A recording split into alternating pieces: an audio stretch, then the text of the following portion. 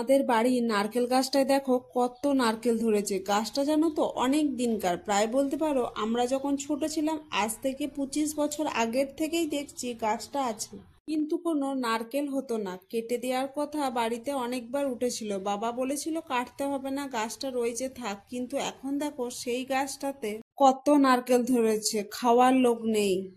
আর এই মুরগির ছানা মুরগিটাকে দেখছো, আমাদের বাড়িতে মুরগি ছিল না, কিন্তু মা এই কিছুদিন হলো এগুলো কিনেছে। বড় মুরগিটা ছানা নয় কিন্তু ছোটগুলো, বড় মুরগিটা আলাদা কিনেছে আর ছোট ছানাগুলো আলাদা করে কিনেছে। আর মোনা জানো তো এইসব দেখতে খুব পছন্দ করে। সকালেই ঘুম থেকে উঠে আমি ফ্রেশ হয়ে নিচ্ছি, আজকে ওয়েদারটা দেখছি একটু ভালো, জল হচ্ছে না, রোদ দেখা দিচ্ছে। তাই ভাবলাম আজকে তাহলে শ্যাম্পু করব, সকালবেলাতেই মাথায় তেলটা নিয়ে নিই, তাহলে মাথাতে কিছুক্ষণ তেলটা ভিজেও যাবে।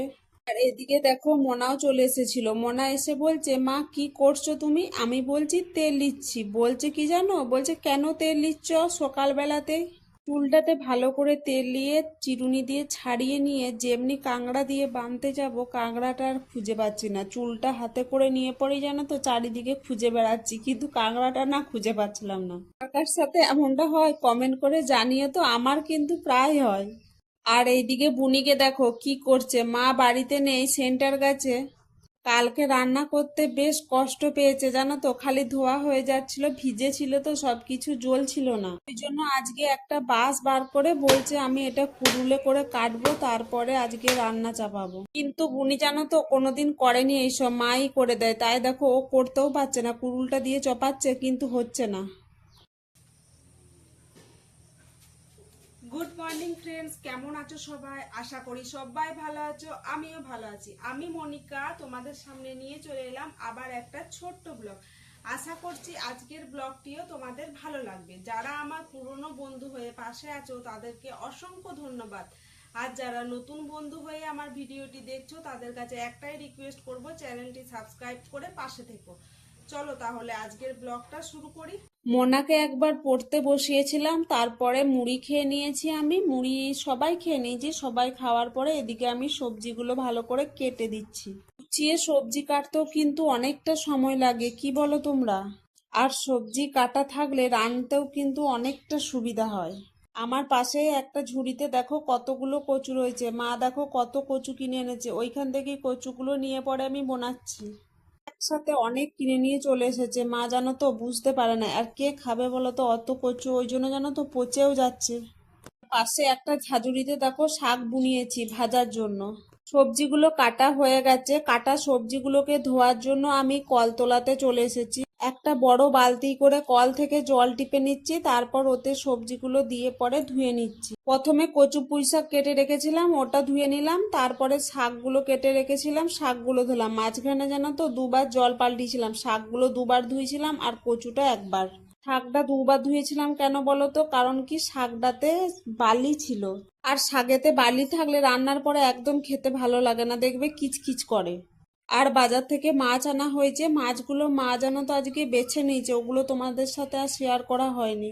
একেবারে রান্না করতে চলে এলাম, ভাত হয়ে গেছে, ঘি করলাগুলো ভাজা হচ্ছে। একবার করে জানো তো উনুনটা না নিমে যাচ্ছে, দিয়ে পর ধোয়া হচ্ছে। মোনা জানো তো তেতো করলাটা না একদম খেতে চাই না, ওই জন্য ঘি করলাগুলো ভাজছি। আজকের মতো আমার রান্না কমপ্লিট হয়ে গেছে, কিছুটা কাচতে ছিল সেগুলোই মাখিয়ে রাখছি বালতিতে। এখন কাচবো না কিন্তু ভিজিয়ে রাখছি, মোনাকে খাবার খাওয়াবো, চান করাবো, তারপরে কেচে আমি নিজে চান করব। তারপর মোনাকে খাওয়ানোর জন্য চলে এসেছি। মোনার জন্য আজকে খিচুড়ি ডিম সেদ্ধ করেছিলাম, আর ঘরেতে ওই ঘি করলা ভাজা পটল ভাজা তরকারি যা হয়েছিল ওইগুলো একটু করে নিয়েছে। খিচুড়িটা মোনার খুব পছন্দের খাবার জানো তো, আবার তার সাথে যদি ডিম সেদ্ধ হয়। আর মোনা আজকে দেখো মুখের হাসিটা, পছন্দের খাবার পেয়ে মোনা আজকে খুব খুশি। কলতলাতে কটা বাসন ছিল, মা ওইগুলো ধুয়ে পরে রেখে দিল। আকাশটা দেখো, দেখে মনে হচ্ছে পরিষ্কার করে দিয়েছে, কিন্তু মাঝে মাঝে একবার করে জল নামিয়ে দিচ্ছে। তারপর আমি বালতি করে জল টিপে কলতলাটা ভালো করে ধুয়ে নিলাম, যে জামা কাপড়গুলো মাখিয়ে রেখেছিলাম ওইগুলো কেচে নেবো। আকাশটার অবস্থা এত খারাপ জানো তো, বেশি কাচতেও ভয় লাগছে, শুকুচ্ছে না। সব সময় বৃষ্টি হলে কত ঘরের ভিতরে জামা কাপড় মিলে রাখবো বলতো। আর জামা কাপড় কাচার পর একটুখানি রোদে না শুকালেও দেখবে একটা কেমন পারা স্মেল উঠে। আমার শ্বশুর বাড়িতে জানো তো টিউব কল নেই, ট্যাঙ্কি আছে, ওইখান থেকেই জল নিয়ে জামা কাপড় কাচা হয়। কল তো টিপতে হয় না, কিন্তু বিয়ের আগে টিপেছি। বিয়ের আগে অভ্যেস ছিল, এখন না করার কারণে অভ্যেসটাও চলে গেছে। আর টিপে টিপে জানো তো আমার হাতের পেশিগুলোতে না ব্যথা করছে। অভ্যেস চলে গেলে সবারই অসুবিধা হয় নাকি শুধু আমারই অসুবিধা হয় কে জানে। আমি এদিকে কাচ্ছি, মোনা দেখো ওইদিকে বদমাইশি করছে, ওই জন্য মোনাকে বকছি।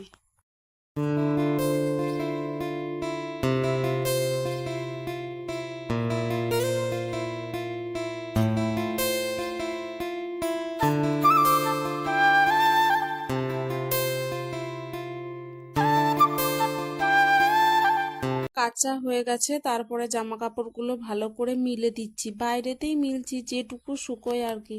একদম ভিজেগুলো ভিতরে মিললে পরও টপ টপ করে জল পড়বে, আর মাটির ঘর তো স্যাঁত স্যাঁত হয়ে যাবে। বাইরে মিলেছিলাম কিন্তু জানো তো শুকোয়নি, জল নামিয়ে দিয়েছিল, তারপরেই আবার তুলে নিতে হয়েছিল কিছুক্ষণ পরই। কবে যে ভালো করে একটু রোদ দেবে, রোদের আশায় বসে আছি।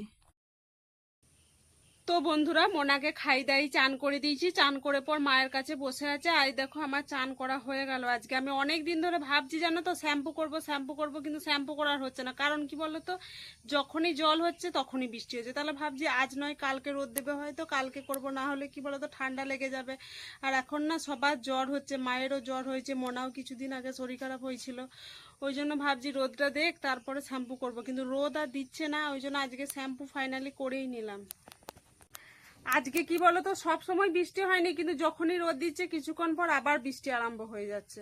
মানে রোদ দেয়নি, কিন্তু একটুখানি মেঘটা পরিষ্কার করেছে। আর আজকে যেগুলো কেচেছিলাম সেগুলো তো মিলেছি, আর কালকে যেগুলো কাঁচা ছিল সেগুলো দেখো মিলতেও পারছি না। মিলবো কতবার তুলবো, খালি জল নামিয়েছে। এই দেখো কালকের গুলো এখনো মেলা আছে। আজকে এখন আমার আর সেরকম কোনো কাজ নেই, এখন আমি ভাত খাবো, তারপর মোনাকে ঘুম পাড়াবো, তারপর একটু ভিডিও এডিটিং এর কাজ আছে সেটাই কমপ্লিট করব।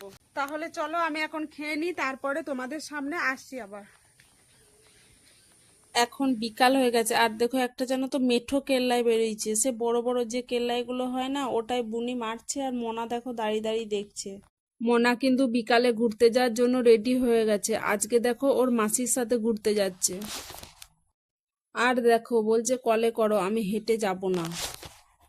আর আমাদের খামারটার অবস্থা দেখো কি হয়েছে। আগে জানো তো আরো কাদা হয়েছিল, এখন তাও অনেকটা শুকিয়ে গেছে। তো বন্ধুরা, আজকের এই ব্লগটা এখানেই শেষ করছি। আশা করছি আজকের ব্লগটি তোমাদের ভালো লেগেছে। যদি ভালো লেগে থাকে তাহলে একটি লাইক আর চ্যানেলটি সাবস্ক্রাইব করে আমার পাশে থেকো।